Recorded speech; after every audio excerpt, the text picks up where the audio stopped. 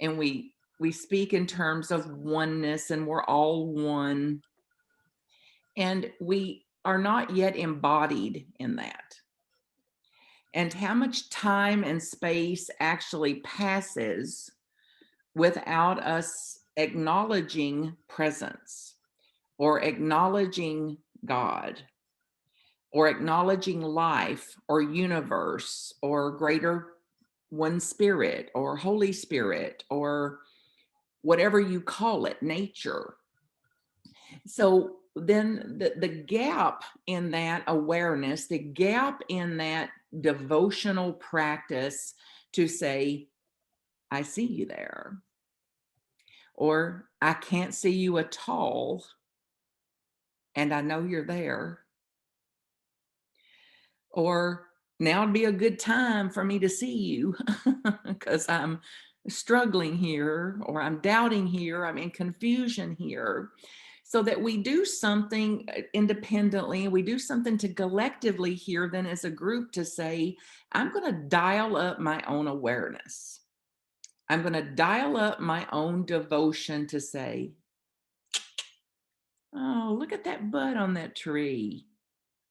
Oh, look at that little bloom over there. My first red bloom on those knockout roses that I took a picture of and sent to my favorite gardeners and said, see, I'm ahead of you. I got the first bloom of the season. And then I visit that little bloom every day because it's a different bloom. It's unrecognizable even from the picture I just shot yesterday. It's a different bloom today. Whatever it is, the bird, a bird at the feeder, a bird waiting to get on the feeder, something that grew out of the ground, a tomato as we put it in our mouth. That actually we slow it down enough to say, oh, this is a tomato. This has been grown. This came from a seed. This came from water and sunshine. This came through life. So more presence, so to speak, more presence.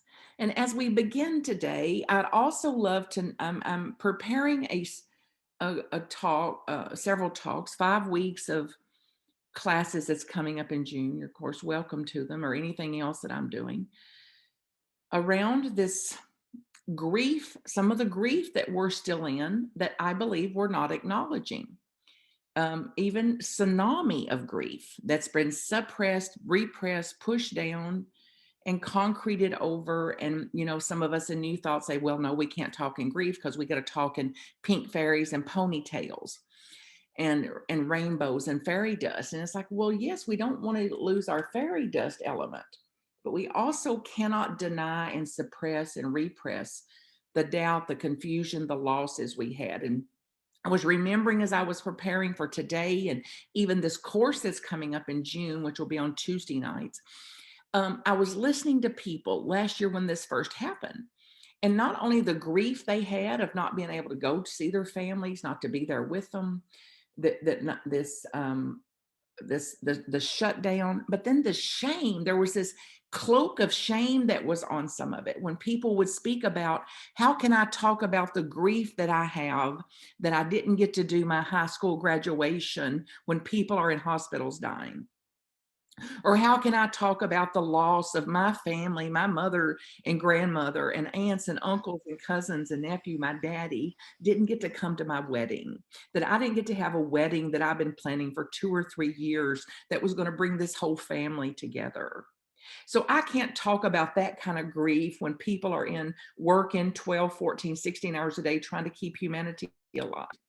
And then people in hospitals dying without their family members there, without even access to that or any idea about when this is all going to be over. So there's a lot here that I would love us to open to today, not to live in, not to pitch a tent in, of course. Lead us not into the temptation to live in misery, but also not to deny that this human heartedness part of us is here, that it does have a place, that we are, nobody is immune from some loss or grief and suffering and despair and doubt and confusion. So I'd love to pause here and have you just to connect with yourself and your own heart and the heart that you have for service, the heart that has survived many, many things in your life that you wouldn't have thought are survivable. And not only have you survived through it, that you've thrived through it. You've stepped up as a leader, you've stepped up as a friend, a sibling, a colleague, you've stepped up as ministers, as practitioners, you've stepped up as leaders of humanity to say, yes, the heart hurts. Yes, there's doubt. Yes, there's confusion. And yes, I'm taking all of that and integrating it to a degree that I can go forth, that I'm going to serve anyway, that I'm going to serve anyway, not minus the suffering, not minus the pains and tribulations and trials, but integrated integratively with it. I invite you to speak those words. I believe. I believe. I believe I am strong even when the mind tells me I'm weak.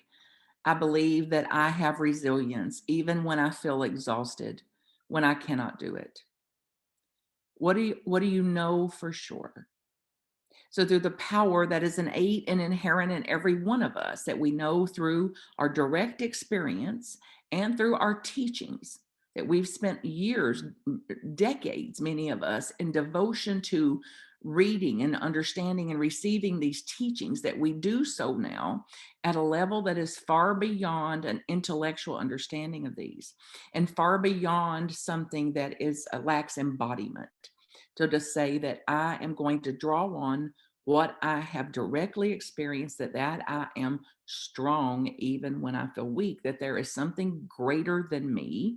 There is higher power. There is presence. There is something breathing me. There is something that's invoking me, that's inspiring me, that gives ideas, that gives insight, that gives understanding, that gives resources, and that I am now working to clear the fog, to clear the doubt, to clear the mind of its old BS, its old belief systems that stand in between that would fog that up or shadow that in any way. And that then I'm rededicating my life today to say that it is then incumbent on me and for my direct experience of life to say, I am responsible for my own life experience, the basis of the science of mind, the basis of universal teachings that say true metaphysical truth teachings that says, I am responsible for my life experience. I am responsible for my own care, my spiritual care, my emotional care, my physical care.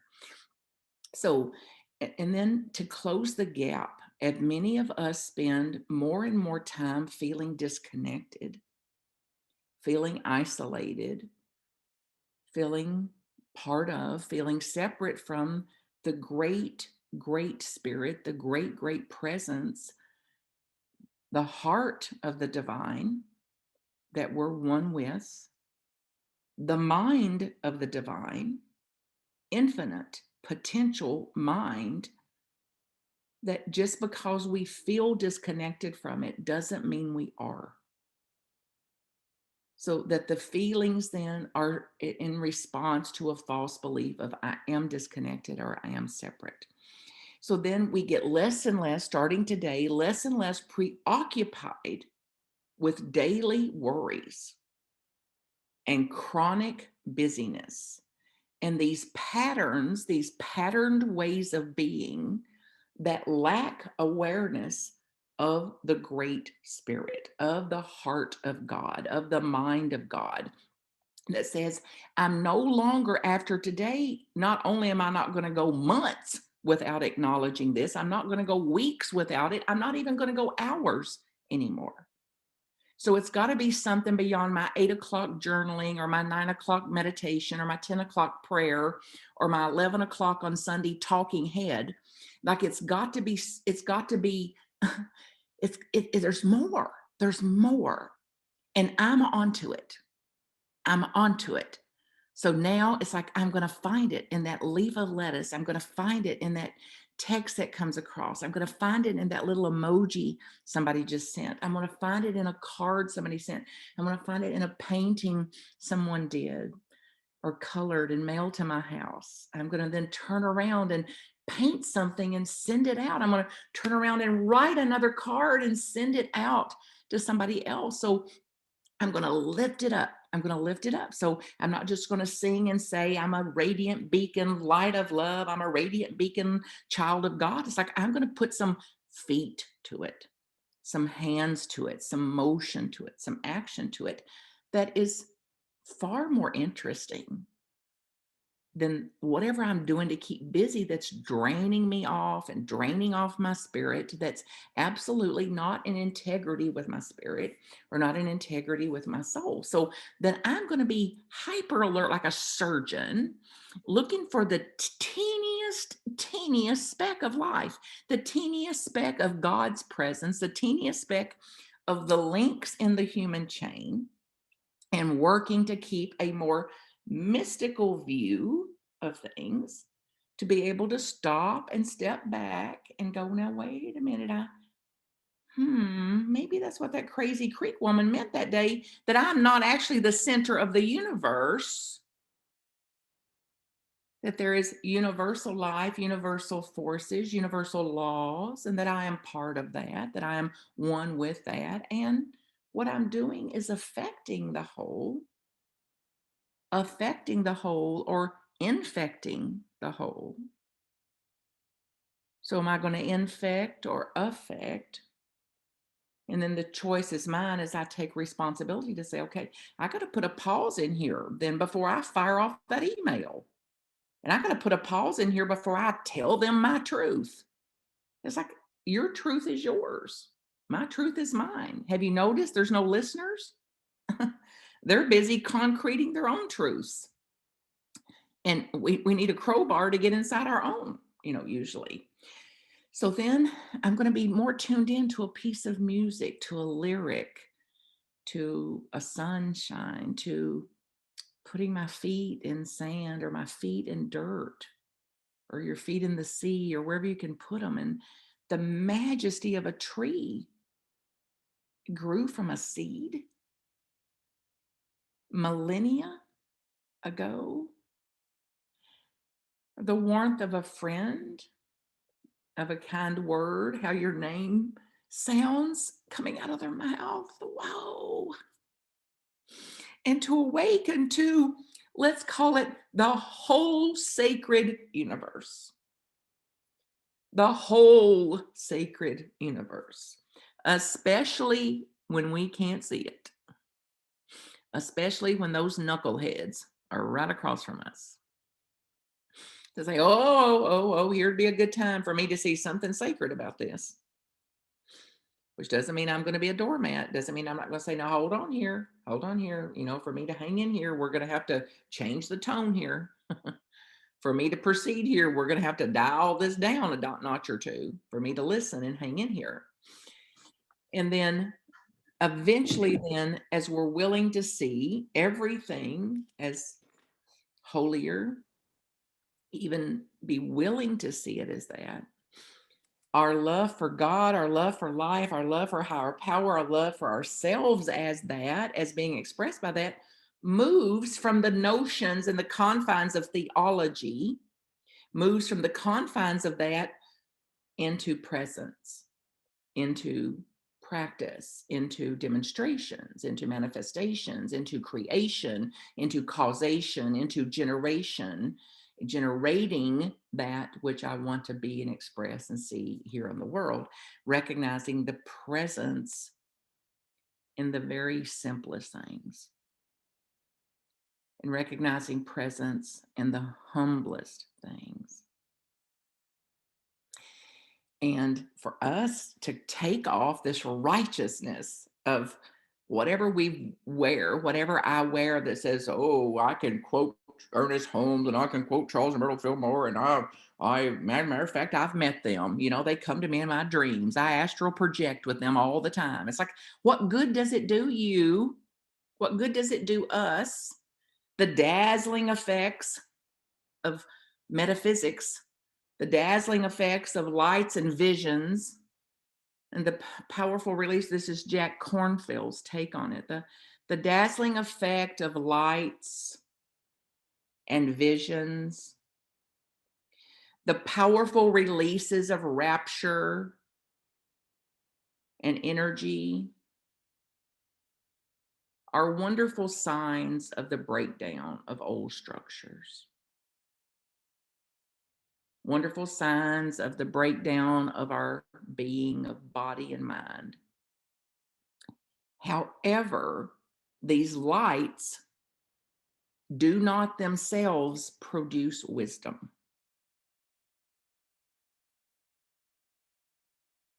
So I can speak about it, and it does not produce wisdom until it's embodied and lived out.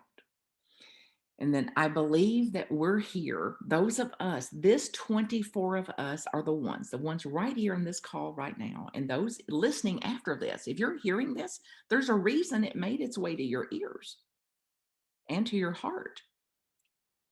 That we're called to step into courage, a new courage this year. As the doubt gets bigger and the confusion gets bigger and the fog gets denser and whatever happens, any of us who can to even keep a leg or a toe in courage is going to exponentially affect how this is and how this goes. If our teachings are true, then we have quantum effect. We have quantum potential to say, I am an influencer. I have cause in how some of this goes. And Dr. David Hawkins writes about and works in a map of consciousness. And I lead a study of that once a month. It's on the website if you want to join in there. And he speaks about the highest level, some of the higher levels of consciousness that we just like dip into for a second because we're so hardwired from this low survival mechanism of the brain that we're not there much. But courage, for example, courage is one of the highest states of consciousness. So if we can muster a speck of courage, just a second or two of courage, it's going to cause us to take different actions here. It's going to cause us to respond differently. It's going to cause us to speak up. It's going to cause us to shut up also at times, and the wisdom to know the difference where there's an opening and where there isn't.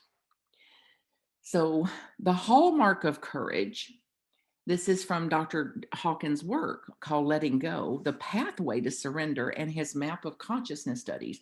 The hallmark of courage is the knowledge and the feeling that I can. That I can. See if you can even speak it. I can. I can. Now speak, I can't. And see what happens. I can't. Oh, I can't. I can't.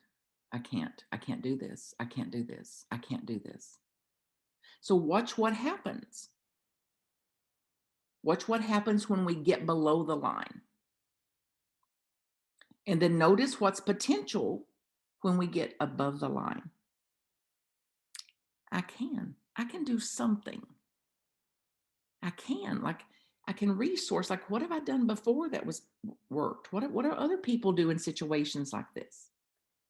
So I can.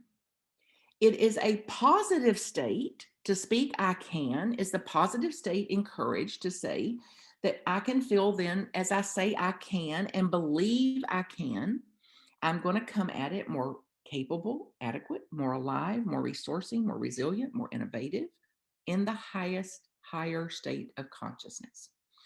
We also get to be then more creative, innovative, and most of all, it's a capacity to be there, to be here now, not to be in the imagined future, which is mostly a horror channel. Have you noticed?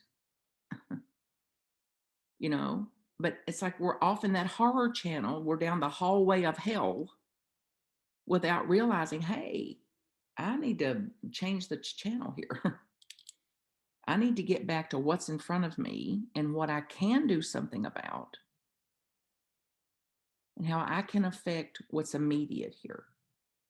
So this is the good news. When you catch that you've checked into Hell Hotel, you can check out.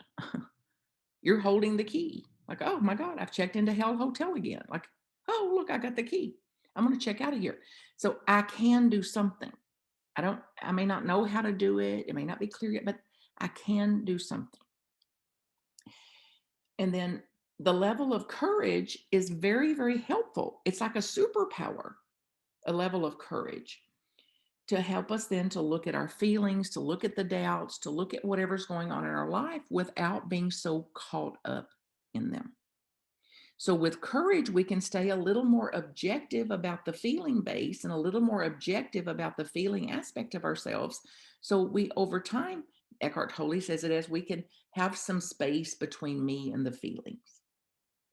Like, I see that I have feelings. I see they're normal. I see it goes with the territory. And I'm going to keep some space between me and that. So this poem is from David White. Some of you have heard me read his work before, and it's called, so just receive this if you can today. It's called My Courageous Life. My Courageous Life. So I'll speak it in the first person and invite you to hear the words as though it's you speaking it. It's like, I believe, I know this. I am certain in this. This I am that I am. So my courageous life has gone ahead and is looking back, calling me on. My courageous life has gone ahead and is looking back, calling me on. My courageous life has seen everything. My courageous life has seen everything. It has seen everything I have been. It has seen everything I have not been. It has seen that I have not done. It has seen what I have done. And my courageous life has forgiven me day after day after day after day. And my courageous life still wants my company. My courageous life wants to understand my life as a witness. My courageous life wants to bequeath me an easier way ahead. My courageous life has the patience to keep teaching me. My courageous life knows how to invent my own disappearance so I can reappear again. My courageous life wants to stop being ahead of me. My courageous life wants to stop being ahead of me so it can lie down with me, so it can rest with me and rest deeply inside my body that it has been calling on. My courageous life wants to be my foundation, showing me day after day after day after day, even against my will, how to undo myself, how to surpass myself, how to laugh as I go, and how to be even in the face of danger, and how to invite the right kinds of perilous love, and how to find a way to die of generosity. How to find a way to die of generosity. So if any of you do my memorial service, I'd love you to tell them she died from generosity. And she was practical. That's the highest compliment I've ever had so far. It's practical if I practice this, it gets me somewhere. So take a big deep breath. Begin to think about then what stops us, what gets in our way of this. And the incline to look at the other, the incline to go, well, I can't be at peace with her with that attitude. And oh, I can't respond compassionately because she didn't forgive me. Or I'm not going to be kind to her after the way she's acted. Just hear the madness of this. So then we keep perpetuating in the world the very things we claim we don't want in the world. So then when somebody's unkind, if we don't catch it, how do we respond to their unkindness? We'll call this part true confessions of the high righteous types. How do we respond to somebody's unkindness? Well, I got to teach them a lesson in kindness. Then the incline to retaliate or vindicate or even to keep score. Like, take note, strike one, girl, strike one more unkindness, and we will not be friends.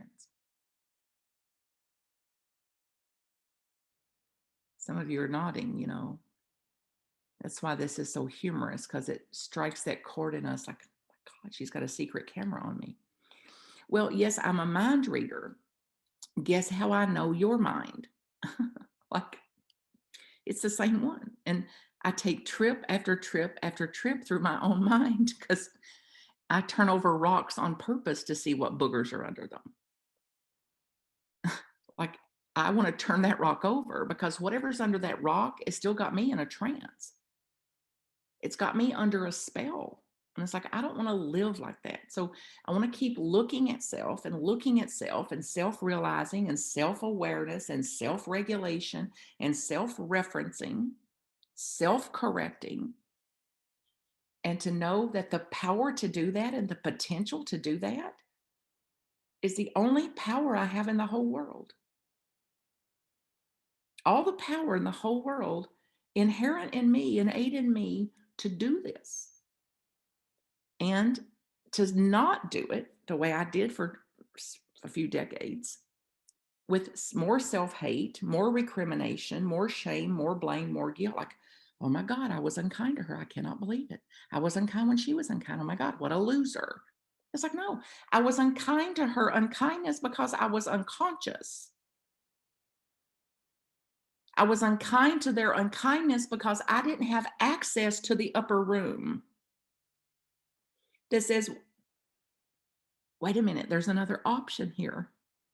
Instead of that old patterned instinctual knee jerk response, there's another option for me to take pause here, to presence myself before I proceed, to take pause and presence myself before I speak, and to take pause and presence myself before I create in the world more of the same. Or pause and presence myself so I can create in the world I dream of, the world I want to see more of. So then I'm going to be more active in my participation of that. I'm going to be more aware of my causation of that. And then stop when I can, and when I can't, to make apologies, make amends, clean it up as I go the best I can. Oh, so if you want to make a change in the world, if you want to see the world change, where are you going to work? I stand with you. I know who you are. I know what you are. I know how you serve. I know who I am. I know what I am, and I know how I serve. Together we can do what cannot be done alone. Together we can do what we cannot do alone. Love to you all. Love to you all as you change and create change.